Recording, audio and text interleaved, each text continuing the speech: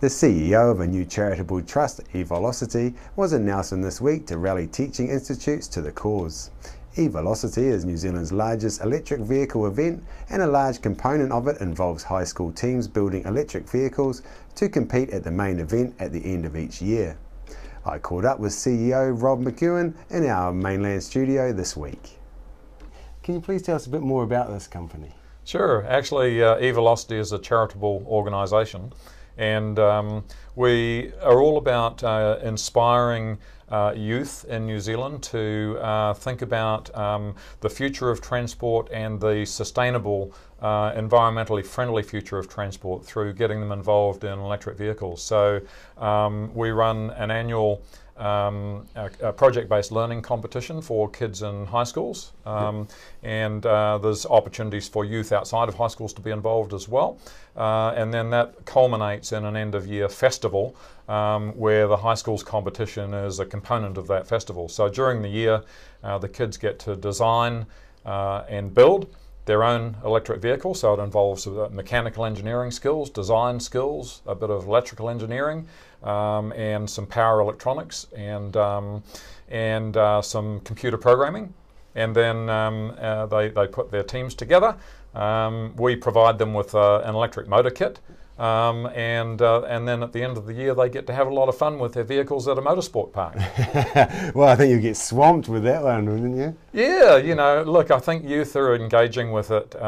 We ran a pilot program in Canterbury last year, and we had 16 teams from 11 high schools. Wow. This year in Canterbury it looks like we're going to have over 30 teams from 16 to 18 high schools, and a lot of that has just been sort of word of mouth amongst the kids, you know, how much fun they had in the program last year. So it's fun for them. I think the kids see it as, it's not my father's car, you know, it's future focused, it's not looking to the past. I think they intuitively believe that electric vehicles are the future. And I think they are also more concerned about the environment and the impact that their parents have had on damaging the environment than we give them credit for. So they want to do things in a more environmentally friendly way. Sure. And then of course, you know, what kid wouldn't be excited about being able to take their vehicle to a motorsport park and have some fun competitions. Sure. So you're based in Christchurch. What's brought you up to Nelson this time? So we approached the New Zealand National Commission for UNESCO, which is run through the Ministry of Education, and shared with them some of the results from the program in Canterbury last year. And they said, gosh, this is a great program for engaging kids. It shouldn't be kept to Canterbury. It should be something that you're taking out around the country. So they've given us a little grant, and with that grant, myself and my colleague who runs the high schools program have been touring around the South Island last week and this week, visiting the Polytech regions. So in Canterbury, the Christchurch Polytech and the electricity company there, Orion, are two of our biggest supporters. And so in each region we've been visiting the Polytechs, the electricity companies, the community trusts, where we can, talking to some of the schools, and just seeing, you know, is there the interest in this community? Yeah. Is there the sort of community support that would be required to actually bring this sort of program to this region? Sure, that sounds fantastic. And so far, has there been that keen interest, like from the schools? Well, I've actually been blown away over the past week, I've got to say.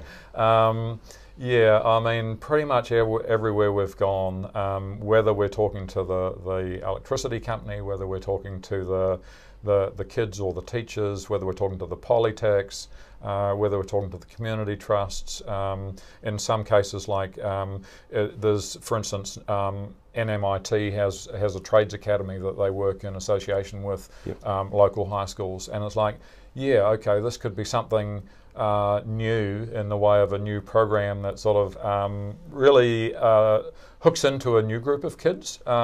Maybe, I mean, there's quite a lot of computer programming opportunities in terms of programming the motor controller that controls how well the vehicle performs, and so a lot of kids are looking at that and going, oh wow, that's a really neat skill that I can learn. This year in the competition, we actually have sort of an autonomous vehicle kind of aspect to the innovation competition, where they actually have to park their vehicle without looking back over their shoulders. So they have to park their vehicle using technological solutions. So it may be reversing cameras, sensors, it may be remote controls, that sort of thing. So yeah, no wonder the kids would be all over that. Yeah.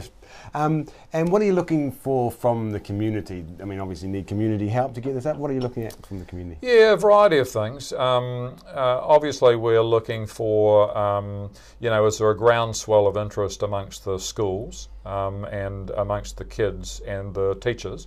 Does the Polytech see it as a great sort of program for them to build bridges between the schools and tertiary education? Are there mentors out there in the community that might come along to some of the boot camps that are run during the year to sort of help the kids on their journey and give the kids new ways of looking at things that they might not get from their teachers? And also, of course, is there funding support available from the community, because we are a charitable organisation, and so we're looking at each community and saying, is there a base of funding that this community can deliver that will allow this program to happen in that community? Sure. Sounds great. We can't wait to see what happens from your efforts. Thanks very much, Rob. Thank you.